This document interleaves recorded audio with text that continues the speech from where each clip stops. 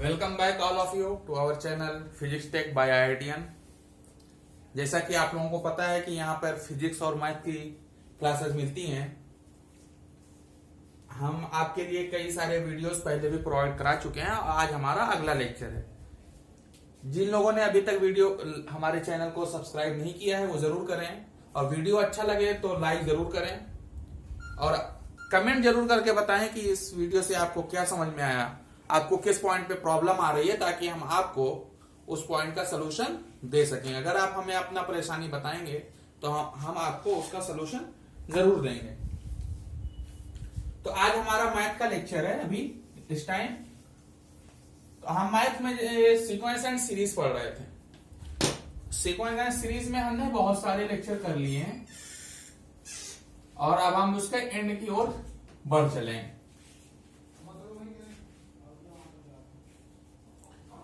जैसा कि आप लोगों को पता है कि सीक्वेंस एंड सीरीज में हमने एपी पढ़ लिया, जीपी पढ़ लिया, एचपी पढ़ लिया।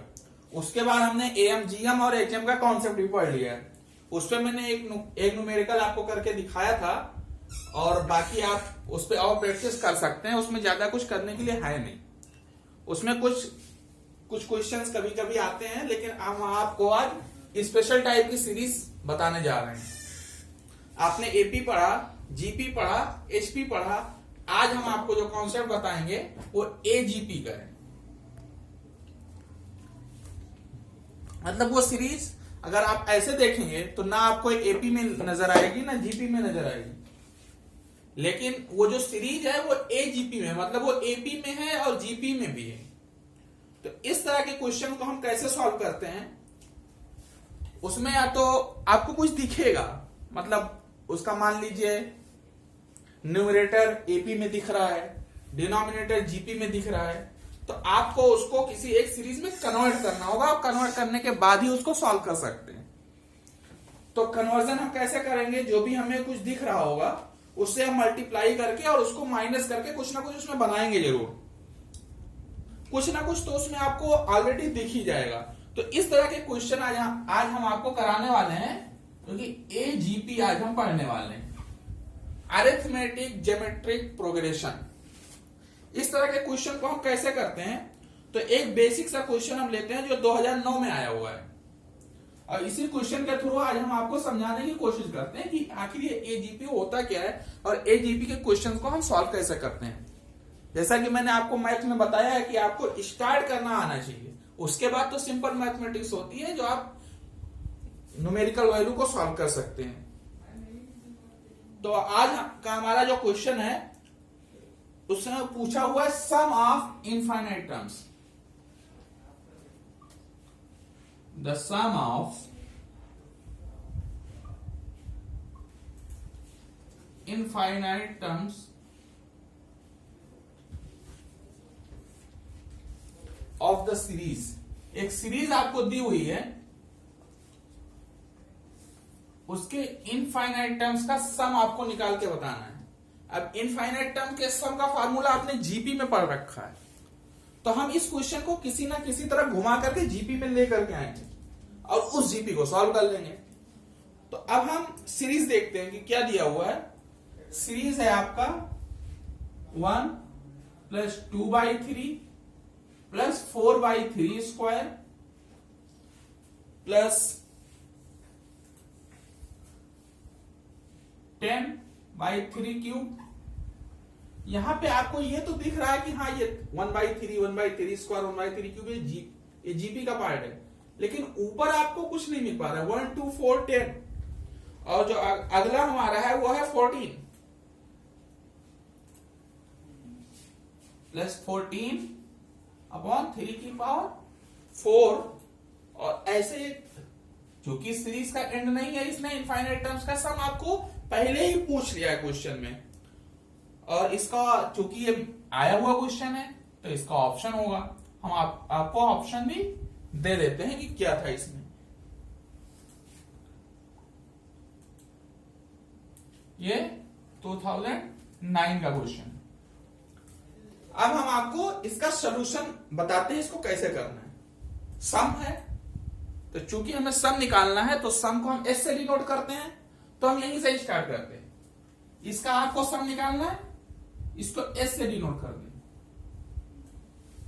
अब क्या करेंगे इसमें, अब हमें कुछ ऐसा करना है कि कुछ ऐसा मल्टीप्लाई करेंगे कि फर्स्ट वाले टर्म से मल्टीप्लाई करें तो ये वाला टर्म बन जाएगा। इसी तरीके से इस क्वेश्चन को हम स्टार्ट करते हैं कभी भी कि हम कुछ ऐसे टर्म से मल्टीप्लाई करेंगे कि ये वाला टर्म इसके इक्वल आ जाए।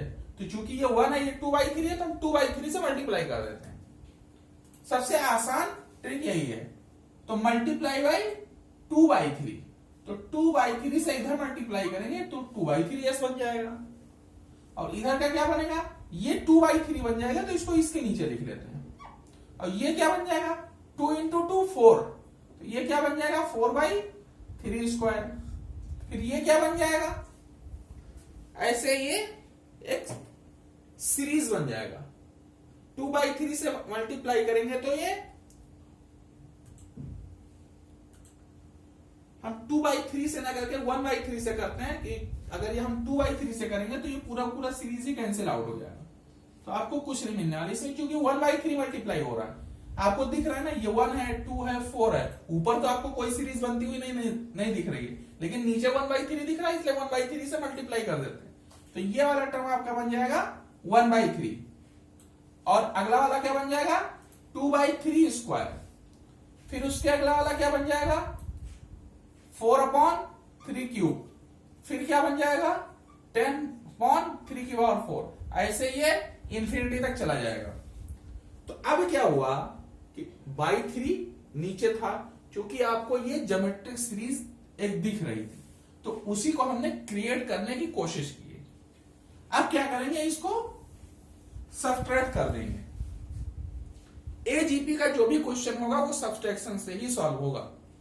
जब भी आपको कोई सीरीज नहीं बनती हुई दिख रही होगी तो उसको हम बनाने की कोशिश करेंगे। यहां में दिख रहा था कि नीचे 3 सब में मल्टीप्लाई होते जा रहा है, मतलब ये ज्योमेट्रिक सीरीज है डिनोमिनेटर में, न्यूमरेटर में कुछ नहीं बन रहा था। तो न्यूमरेटर को कुछ ना कुछ बनाने के लिए हमने क्या किया कि जो हमारा बन रहा था उसी का सहारा ले लिया। तो 1/3 से इस पूरे सीरीज को हमने मल्टीप्लाई कर दिया। अब इसको सब्ट्रैक्ट करने की कोशिश करते हैं। तो यहाँ पे 1 है और यहाँ पे 1/3, ये पूरा जितना भी आपको दिख रहा है ये सब प्लस जो है माइनस हो जाएगा, क्योंकि हम सब्ट्रैक्ट करने की कोशिश कर रहे हैं। तो इधर क्या बन जाएगा s - 1/3s। इधर 1 में से तो कुछ माइनस नहीं हो रहा, तो ये 1 ऐसे ही आ जाएगा। अब 2/3 में से 1/3 माइनस हो रहा है, तो क्या बनेगा 1/3। 4/3 में से 2 स्क्वायर है, वो नीचे तो अपना डिनोमिनेटर सेम होता है, तभी माइनस हम सब्ट्रैक्ट कर सकते हैं। तो 4 - 2 कितना बन जाएगा 2, तो 2/3²। फिर क्या बनेगा 10 - 4 कितना हो गया 6, 3³ ऐसे ही ये बन जाएगा 14 - 10।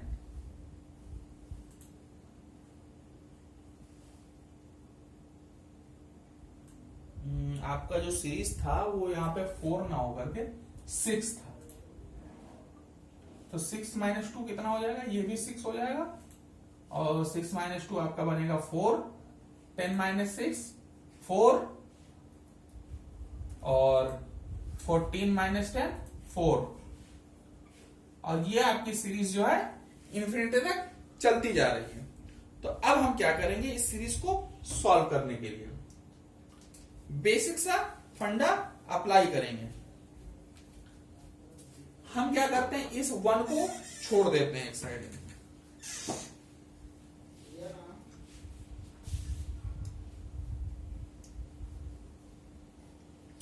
अब हम क्या करते हैं, इन दोनों टर्म को छोड़ देते हैं, ये तो हमारे सॉल्व हो गए। अगर इनको अगर हम साथ में लेते हैं तो ये क्या बन जाएंगे 4/3। तो एक काम करते हैं, इसको सॉल्व कर लेते हैं।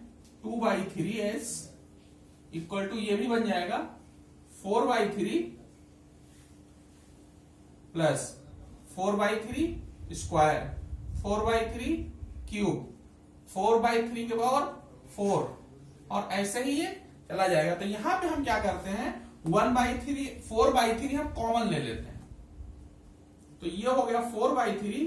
अब हमारा ब्रैकेट में जो बनेगा उस सीरीज को अब हम सॉल्व करने वाले हैं।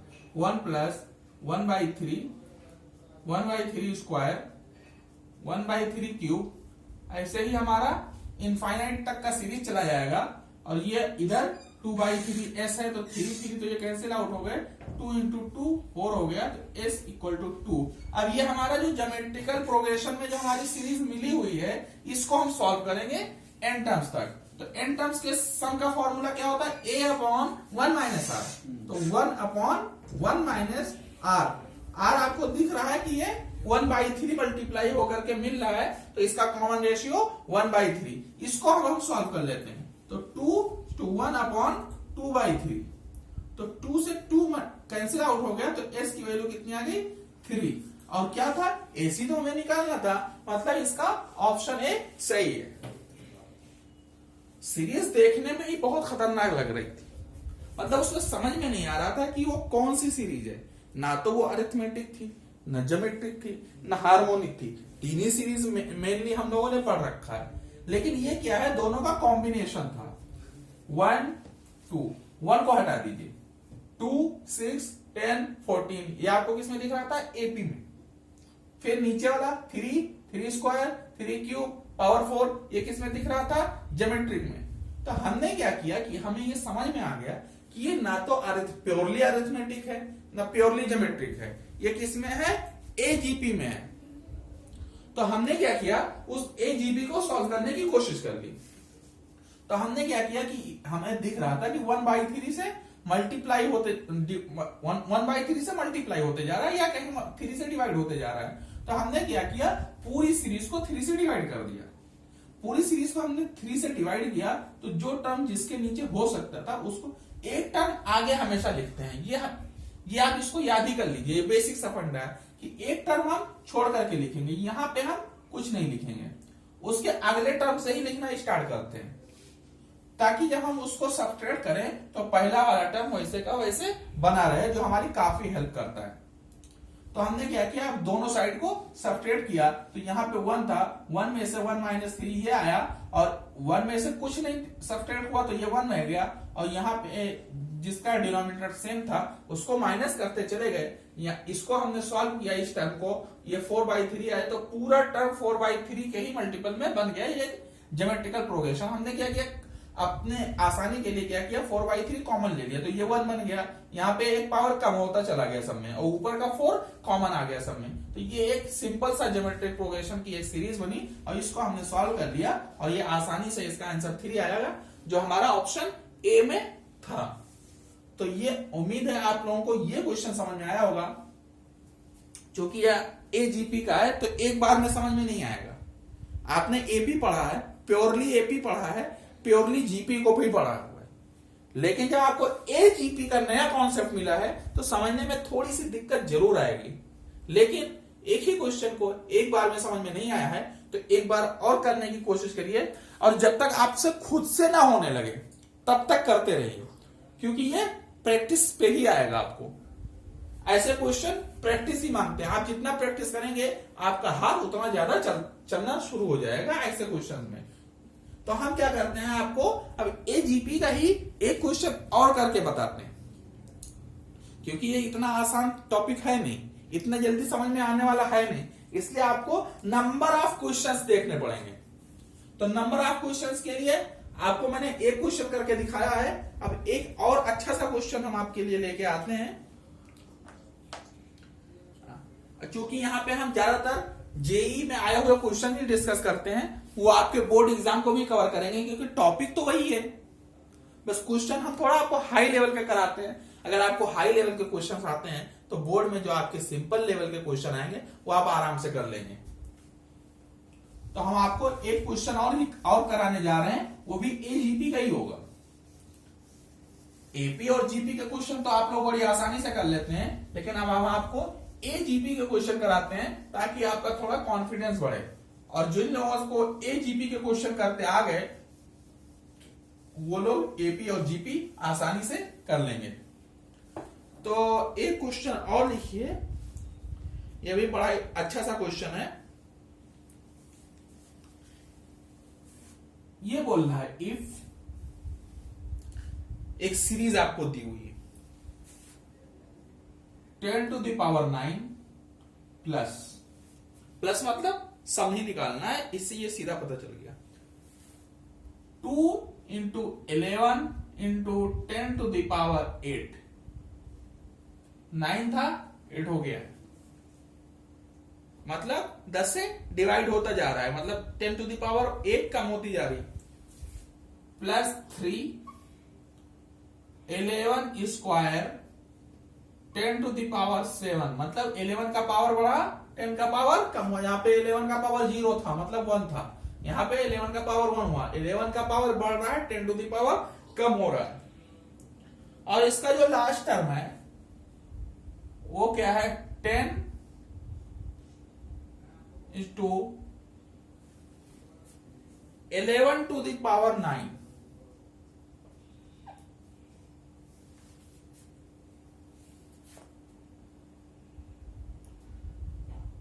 अब इस क्वेश्चन को आपको देख के क्या समझ आया, यहाँ पे 1 था, 2 था, 3 था, ऐसे कितने कहां तक गया, 10 तक गया। मतलब इसमें नंबर ऑफ टर्म कितने हैं, 10 है। इसने क्या बोल रखा है, इफ ये जो आपकी सीरीज है ये हो जाए equal to k into 10 to the power 9, अगर ये इसके इक्वल हो जाए देन k इक्वल टू कितना होगा, ये आपका एक क्वेश्चन है। तो हम क्या करते हैं, इस सीरीज को सॉल्व करेंगे। ये आपका 2014 में आया हुआ क्वेश्चन है। तो क्वेश्चन ऐसे आते हैं आपको सारे टॉपिक क्लियर रखने हैं, कॉन्सेप्ट आपको क्लियर रखना है, फिर उसमें से कोई भी क्वेश्चन आ जाए, अगर आपका कॉन्सेप्ट क्लियर है तो आप उस क्वेश्चन को सॉल्व कर सकते हैं। इसका ऑप्शन देख लीजिए, 100, 110, 121/10 और 441/100। ऑप्शन तो 4 दे रखे हैं, इसमें से सही कौन सा है ये आपको सॉल्व करके ही पता चलेगा। तो आइए सॉल्व करने की कोशिश करते हैं।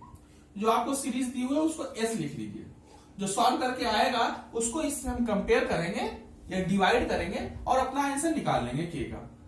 तो हमारी जो सीरीज है वो है 10 टू द पावर 9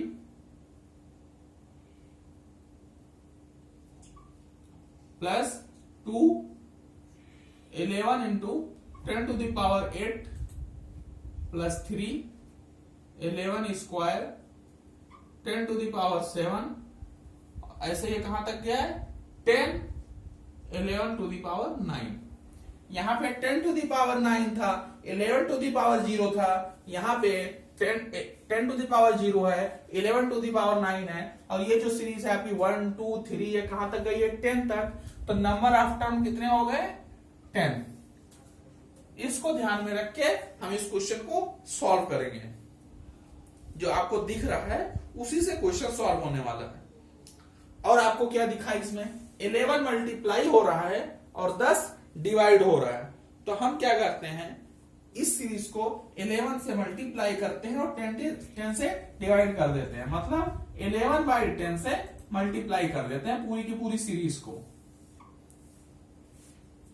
तो पहला वाला तो ऐसे छोड़ना, मैंने आपको पहले ही समझा रखा है। तो 11/10 यहां पे मल्टीप्लाई इसमें होगा, आएगा यहाँ पे, तो मल्टीप्लाई होके क्या बनेगा, यहाँ पे 11, यहाँ पे 1 है तो ये 11 बन जाएगा।